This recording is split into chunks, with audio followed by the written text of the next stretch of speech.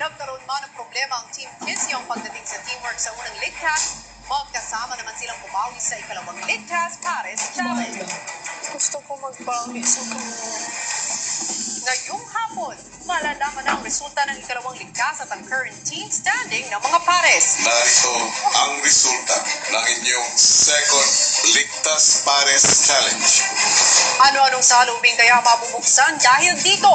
At paano ito makakaapekto sa samahan ng Dream Team? Siguro, hindi nila alam kasi kung paano nila ako natulungan ng sobra, pinasaya ng sobra. I didn't know that someone else would be sad because of us losing. I thought we were just doing it for ourselves.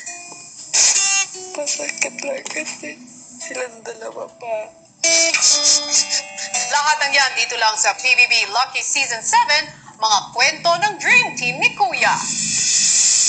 Pagkatapos ng ikalawang ligtas, tinipon ni Kuya ang Dream Team para sa anunsyo ng mga resulta. Housemates, narito ang resulta ng inyong second Ligtas Pares Challenge.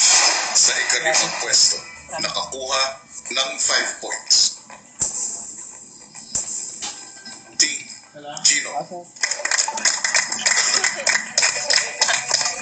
Dalawang teams ang nakakuha ng 9 points. Pero ang isa, nakuha ang 9 points sa mas mabilis na oras. Para sa ika-apat na pwesto, Team Corner.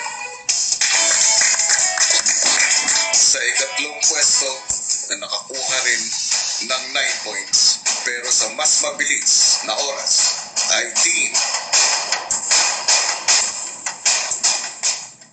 Macleans. Para sa ikalawang pwesto, nakakuha ng 10 points. Team Mayward.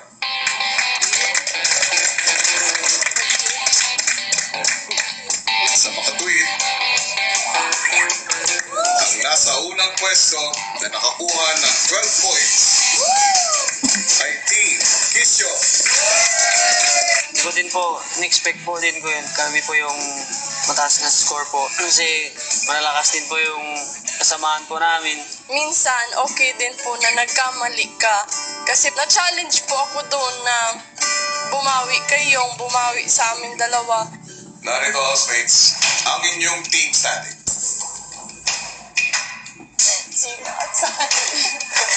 Mahirap din na parang makita na nasa bottom part kami ng scoring. Kumbaga, tinatawanan na lang namin ni Jinri yung pagkakataon na wala, ganun talaga. I smell luggage. Narinig ko sila kanina. Handa na ako. Ang sakit lang pakinggan na okay lang sa kanila lalabas. Parang sana isipin nyo naman na maraming masasaktan kung may aalis. Lalo na ako kasi si tatay. Hi, Cal. Why? Do your best, Janet. Yes. I'm trying.